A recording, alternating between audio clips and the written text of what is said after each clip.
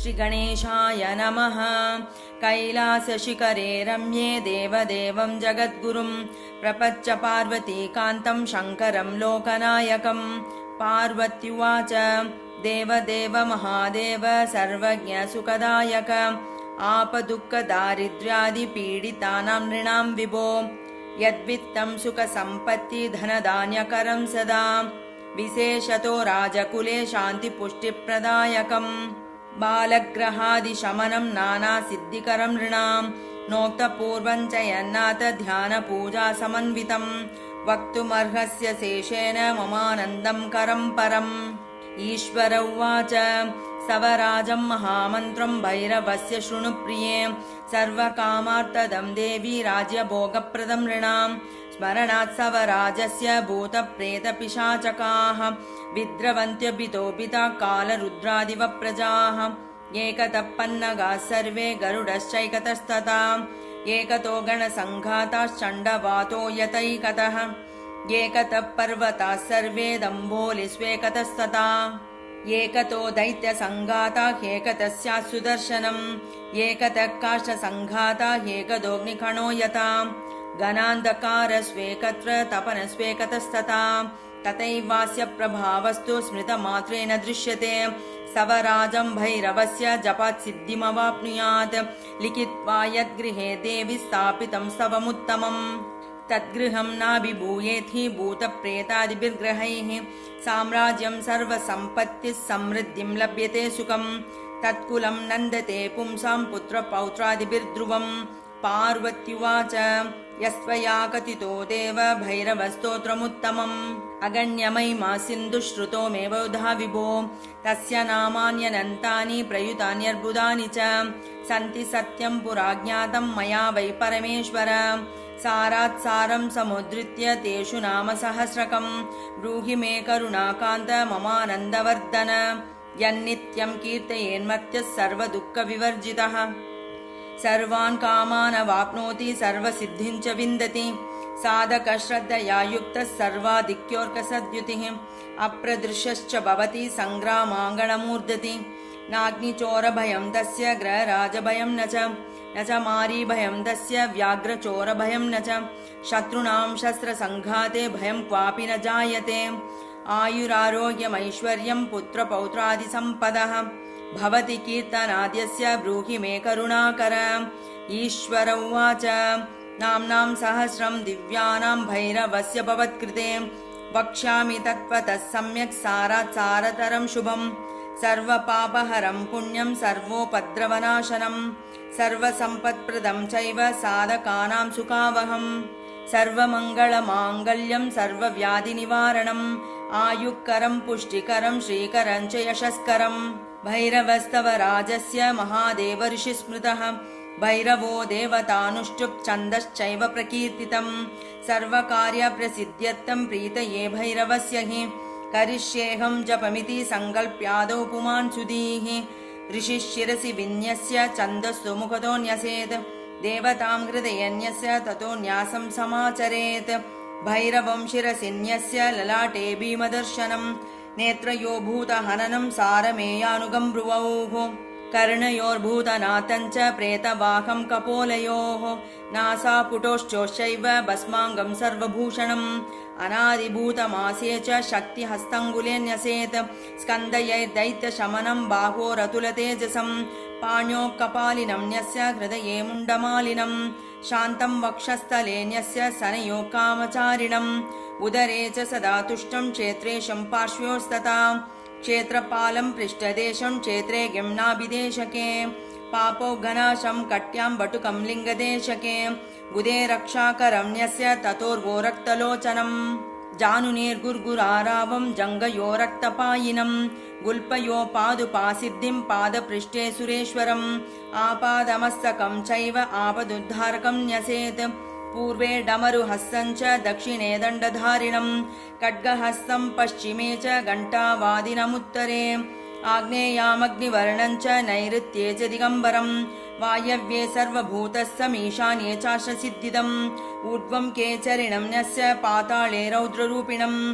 एवं विन्यस्य देवेशि षडङ्गेषु ततो न्यसेत् हृदये भूतनाथाय आदिनाथाय मूर्धनि आनन्दपदपूर्वाय नाथायातशिकालये सिद्धिशाम्बरनाथाय कवचे विन्यस्ये तथा सगजानन्दनाथाय न्यसे नेत्रत्रये तथा निस्सीमानन्दनाथाय अस्त्रै चैव प्रयोजयेत् एवं न्यासविधिं कृत्वा यथावत्तदनन्तरं ध्यानं तस्य प्रवक्ष्यामि यथा ध्यात्वा पठेन्नरः शुद्धस्फटिकसङ्काशं सहस्रादित्यवर्चसं नीलजीमूतसङ्काशं नीलाञ्जनसमप्रभम् अष्टबाहुं त्रिनयनं चतुर्बाहुं द्विबाहुकं दशबाहुमतोग्रं च दिव्याम्बरपरिग्रहं दंश्राकराळवदनं नूपुरारवसङ्कुलं भुजङ्गमेकलं देवम् अग्निवर्णं शिरोरुहं दिगम्बरमाकुरेशं वटुकाख्यं महाबलं कट्वाङ्गमशिपाशं च शूलं दक्षिणभागतः डमरुं च कपालं च वरदम्बुजगं तथा आत्मवर्णसमोपेतं सारमेयसमन्वितम् एवं ध्यात्वा सुसन्तुष्टो जपात् कामानवाप्नुयात् साधकः सर्वलोकेषु सत्यं सत्यं न संशयः आनन्द सर्वगीर्वाण शिरो शृङ्गाङ्गसगिनः भैरवस्य पदाम्भोजं भूयः सन्नोमि सिद्धये। ॐ भैरवो भूतनाथश्च भूतात्मा भूतभावनः भूतावासो भूतपतिर्भूरिदो भूरिदक्षिणः भूताध्यक्षो भूधरेशो भूधरो भूधरात्मजः भूपतिर्भास्करभीरुर्भीमो भूतिर्विभूतिदः भूतो भूकम्पनो भूमिर्भौमो भूताभिभावकः भगनेत्रो भवो भोक्ता भूदेवो भगवानभिः भस्मप्रियो भस्मशायी भस्मोद्धूलितविग्रहः भर्गशुभाङ्गो भव्यश्च भूतवाहनसारथिः ब्राजिष्णुर्भोजनं भोक्ता भिक्षुर्भक्तिजनप्रियः भक्तिगम्यो भृङ्गिरिटिर्भक्त्या वेदितविग्रहः भूतचारी निशाचारी प्रेतचारी भयानकः भावात्मा भूर्भुवो लक्ष्मीर्भानुर्भीमपराक्रमः पद्मगर्भो महागर्भो विश्वगर्भा स्वभूरभूः भूतलो भुवनाधीशो भूतिकृद्भ्रान्तिनाशनः भूतिभूषित सर्वाङ्गो भूषयो भूतवाहनः क्षेत्रज्ञः क्षेत्रपालश्च क्षेत्रविघ्ननिवारणः क्षान्तः क्षुद्रः क्षेत्रपश्च क्षुद्रज्ञः चिव्यः क्षमी क्षोभणो मारणस्तम्भी मोहनो जृम्भणो वशी क्षेपणः क्षान्तिदः क्षामः क्षमा क्षेत्रं क्षरोच्चरः कङ्काळकाळशमनः कला काष्ठातनुकविः कालकराळी कङ्काळी कपाली कमनीयकः कालकालकृत्तिवासा कपर्दी कामशासनः कुबेरबन्धुः कामात्मा कर्णिकारप्रियः कविः कामदेवः कामपालः कामी कान्तकृतागमः कल्याणप्रकृतिः कल्पः कल्पादिकमलेक्षणः कमण्डलुधरः केतुः कालयोगित्वकल्मषः करणं कारणं कर्ता कैलासपतिरीश्वरः कामारिकश्यपोनादि किरीटी कौशिकस्तथा कपिलः कुशलः कर्ता कुमारः कल्पवृक्षकः कलाधरः कलाधीशः कालकण्ठः कपालभृत् कैलासशिखरावासः क्रूरः कीर्तिविभूषणः कालज्ञानी कलिघ्नश्च कम्पितः कालविग्रहः कवची कञ्चुकी कुण्डी कुण्डली कार्यकोविदः कालभक्षः कलङ्कारी किङ्किणीकृतवासुकिः गणेश्वरश्च गौरीशो गिरिशो गिरिबान्धवः गिरिधन्वा गुहो गोप्ता गुणराशिर्गुणाकरः गम्भीरो गहनो गोत्रो मानुमन्ता मनोगतिः श्रीशो गृहपतिर्गोप्ता गौरो गव्यमयः खगः गणग्राही गुणग्राही गगनो गह्वराश्रयः अग्रगण्येश्वरो योगी कट्वाङ्गी गगनालयः अमोघो मोघफलदो घण्टारावो घटप्रियः चन्द्रपीठश्चन्द्रमौलिश्चित्रवेशश्चिरन्तनः चतुश्चयश्चित्रबाहुरचलच्चिन्नसंशयः चतुर्वेदश्चतुर्बाहुश्चतुरच्चतुरप्रियः चामुण्डा जनकक्षुचलचक्षुरचञ्चलः अचिन्त्यमयिमाचिन्त्यचराचरचरित्रगुः चन्द्रसञ्जीवनश्चित्र आचार्यश्च चतुर्मुखः ओजस्तेजोदुदिधरो जितकामो जनप्रियः अजातशत्रुरोजस्वी जितकालो जगत्पतिः जगदादिरजो जातो जगदीशो जनार्दनः जननो जनजन्मादिरार्जुनो जन्मविजयी जन्मादिपो जटिर्ज्योतिर्जन्म मृत्युजरापः जयो जयारी ज्योतिष्मान् जानकर्णो जगद्दितः जमदग्निर्जलनिधिर्जटिलो जीवितेश्वरः जीवितान्तकरो ज्येष्ठो जगन्नाथो जनेश्वरः त्रिवर्गसाधनस्तार्क्षस्तरणिस्तन्तुवर्धनः तपस्वी तारकस्वष्टा तीव्रश्चात्मसंस्थितः तपनस्तापसन्तुष्टश्चात्मयोनिरतीन्द्रियः उत्तारकस्तिमिरः तीव्रानन्दस्तनूनपातु अन्तर्हितस्तमिश्रश्च तेजस्तेजोमयस्तुतिः तरुस्तीर्थङ्करस्वष्टा तत्त्वं तत्त्वविदुत्तमः तेजो राशिस्तुम्बवीणा स्वतितिरतिथिप्रियः आत्मयोगसमान्मातस्तीर्थदेवशिलामयः स्थाणदस्थापितस्थाणुस्तविष्टस्तविरस्थितः त्रिलोकेशस्त्रिलोकात्मा त्रिशूलस्त्रिदशाधिपः त्रिलोचनस्त्रयी वेद्यस्त्रिवर्गस्तस्त्रिवर्गदः दूरश्रवा दुष्कृतघ्नो दुर्दर्शो दुस्सहोदयः दृढपारी दृढो देवो देवदेवो तुदुन्दुभः दीर्घायुधो दीर्घतपो दक्षो दुःस्वप्ननाशनः दुर्लभो दुर्गमो दुर्गो दुरावासो दुरासदः दमो दमयिता दान्तो दाता दानन्दयाकरः दुर्वासादृर्देवकार्यो दुर्ज्ञेयो दुर्भगोदयः दण्डिदाहो दानवारिर्देवेन्द्रस्वरिमर्दनः देवासुरगुरुर्देवो देवासुरनमस्कृतः देवासुरमहामन्त्रो देवासुरमहाश्रयः देवादिदेवो देवर्षि देवासुरवरप्रदः देवासुरेश्वरो देव्यो देवासुरमहेश्वरः सर्वदेवमयो दण्डो देवसिंहो दिवाकरः दम्भो दम्भो महादम्भो दम्भकृद्दम्भमर्दनः दर्पघ्नो दर्पदो दृप्तो दुर्जयो दुरतिक्रमः देवनाथो दुराधर्षो दैवज्ञो देवचिन्तकः दक्षारिर्देवपालश्च दुःखदारिद्र्यहारकः अध्यात्मयोगनिरतो धर्मशत्रुधनुर्धरः धनाधिपो धर्मचारी धर्मधन्वाधनागमः ध्येयोग्रदुर्यो दात्रीशो धर्मकृद्धर्मवर्धनः ध्यानाधारो धनन्ध्येयो धर्मपूज्योत दुर्जटिः धर्मदामा धनुर्धन्यो धनुर्वेदो धराधिपः अनन्तदृष्टिरानन्दो नियमो नियमाश्रयः नलो नलो नागभुजो निदाद्यो नीललोहितः अनादिमध्य निधनो नीलकण्ठो निशाचरः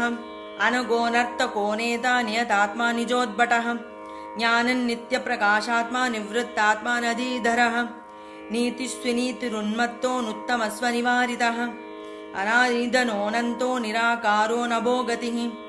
नित्यो नियतकल्याणो नगो निःश्रेयसालयः नक्षत्रमालिनाकेशो नागहारपिनाकदृक् न्यायनिर्वाहको न्यायो न्यायगम्यो निरञ्जनः निरावरणविज्ञानो नारसिंहो निपातनः नन्दी नन्दीश्वरो नग्नो नग्नब्रह्मधरो नरः धर्मदो निरहङ्कारो निर्मोहो निरुपद्रवः निष्कण्टककृतानन्दो निर्व्याजो व्याजमर्दनः अनगो निष्कलो निष्ठो नीलग्रीवो निरामयः अनिरुद्धस्वनाद्यन्तो नैकात्मानैककर्मकृत् नगरे तानगी नन्दी ध्यानन्दधनवर्धनः योगी वियोगी कट्वाङ्गी जङ्गी शृङ्गी गरीगरी रागी विरागी सम्रागी त्यागी गौरी वराङ्गदी डमरूमरुकव्याघ्र हस्ताग्रश्चन्द्रकण्ठभृत् ताण्डवाडम्बररुचिरुण्डमुण्डनपण्डितः परमेश्वर पशुपति पिनाकी पुरशासनः पुरातनो देवकार्यः परमेष्ठी परायणः पञ्चविंशति तत्त्वज्ञ पञ्चयज्ञ प्रभञ्जनः पुष्करञ्च परब्रह्म पारिजातः परात्परः प्रतिष्ठित प्रमाणज्ञ प्रमाणं परमन्तपः पञ्चब्रह्म समुत्पत्ति परमात्मा परावरः पिनाकपाणि प्रांशुश्च प्रत्यय परमेश्वरः प्रभाकर प्रत्ययश्च प्रणवश्च पुरञ्जयः पवित्रपाणि पापारि प्रतापार्चिरपान्निधिः पुलस्य पुलहोगस्त्यो पुरुहूतः पुरुष्टुतः पद्माकर परञ्ज्योति परापरफलप्रदः परापरज्ञ परद परशत्रुपरम्पदः पूर्णपूरयिता पुण्यपुण्यश्रवणकीर्तनः पुरन्दर पुण्यकीर्ति प्रमादी पापनाशनः परशील परगुण पाण्डुरङ्ग पुरन्दरः परार्थवृत्तिप्रभवः पुरुषः पूर्वजपिता पिङ्गळ पवन प्रेक्ष प्रतप्त पूषदन्तः परमार्थगुरुप्रीत प्रीतिमांश प्रतापनः पराशर पद्मगर्भ परपुरञ्जयः उपद्रव पद्मकर परमार्थैकपण्डितः महेश्वरो महादेवो मुद्गलो मधुरो मृदुः मनश्शायी महायोगी महाकर्मा महौषधम् महर्षि कपिलाचार्यो मृगव्यादो महाबलः महानिधिर्महाभूतिर्महानीतिर्महामतिः महाहृदो महागर्तो महाभूतो मृतोपमः अमृतांशो मृतवपुर्मरीचिर्महिमालयः महातमो महाकायो मृगबाणार्पणो मलः महाबलो महातेजो महायोगी महामनः महामायो महासत्त्वो महानादो महोत्सवः महाबुद्धिर्महावीर्यो महाशक्तिर्महाद्युतिः उन्मत्तकीर्तिरुन्मत्तो माधवीनमितो मतिः महाशृङ्गो मृतो मन्त्रो माङ्गल्यो मङ्गलप्रियः अमोघदण्डो मध्यस्थो महेन्द्रो मोघविक्रमः अमेयोरिष्टमतनो मुकुन्दस्वमयाचलः मातामहो मातरिश्व मणिपूरो महाशयः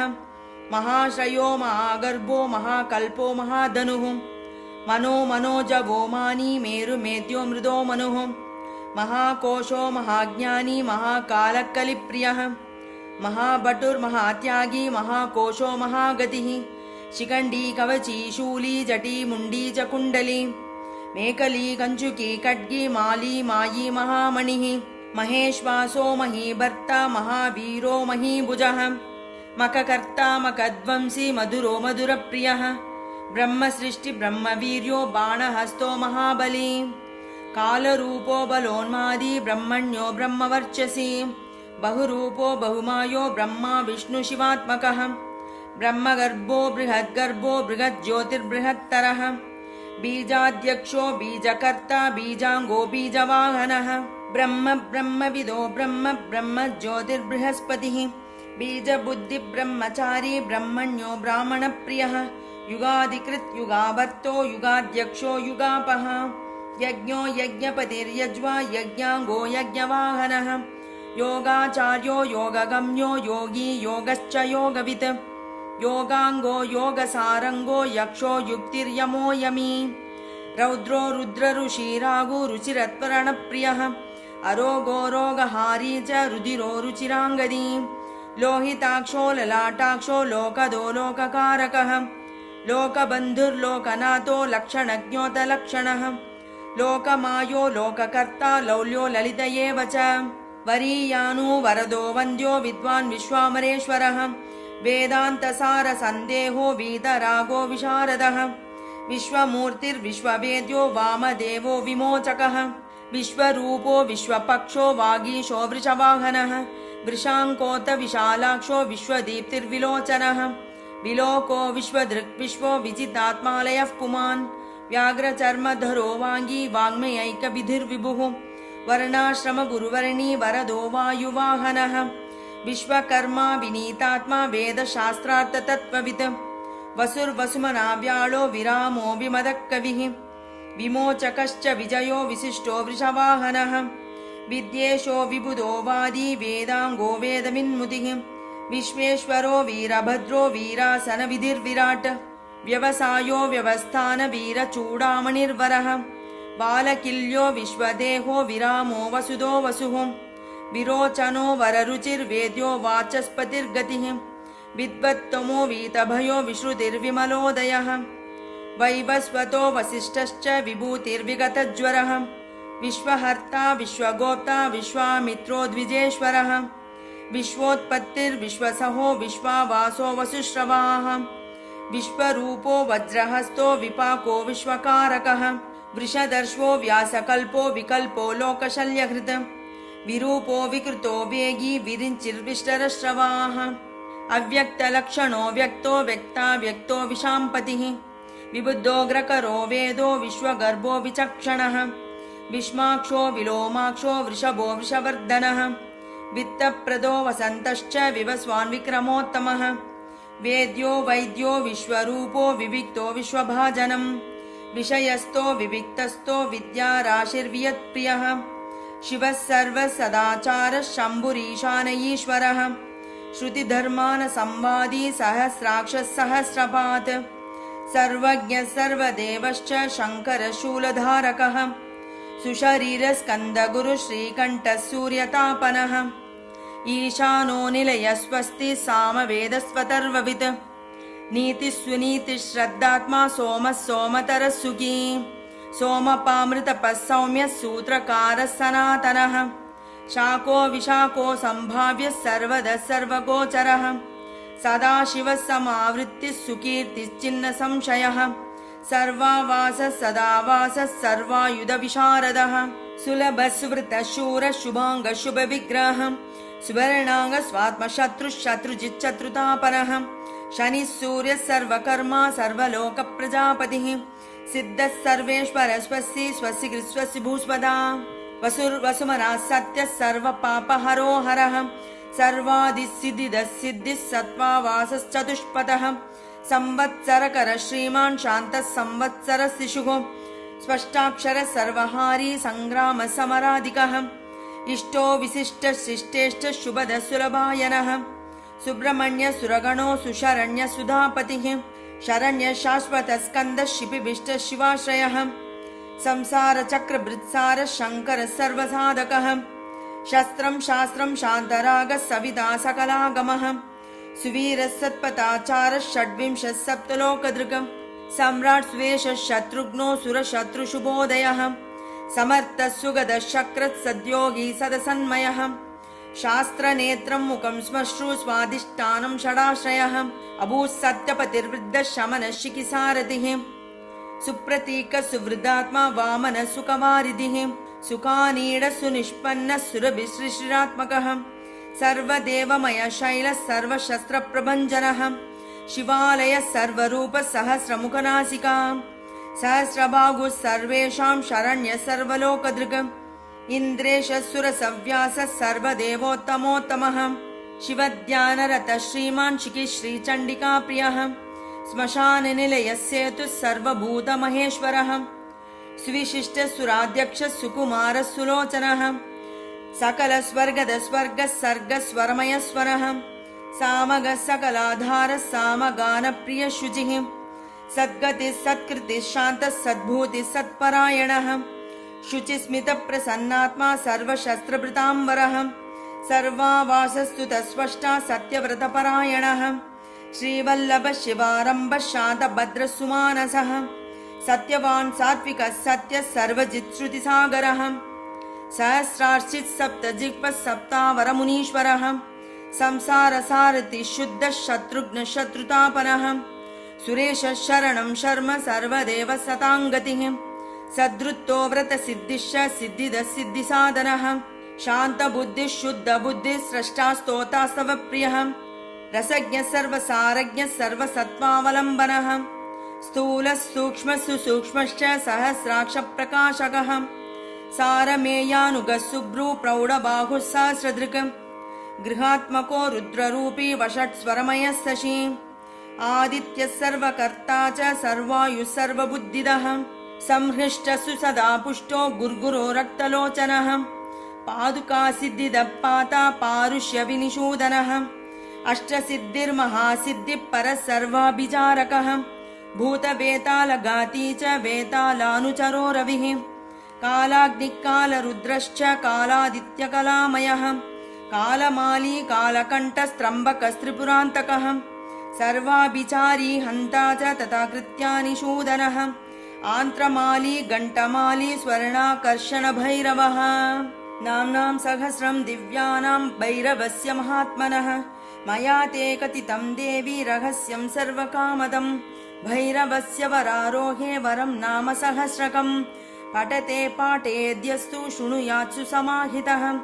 न तस्य दुरितं किञ्चिन्न मारीभयमेव च न च भूतभयं किञ्चिन्न रोगाणां भयं तथा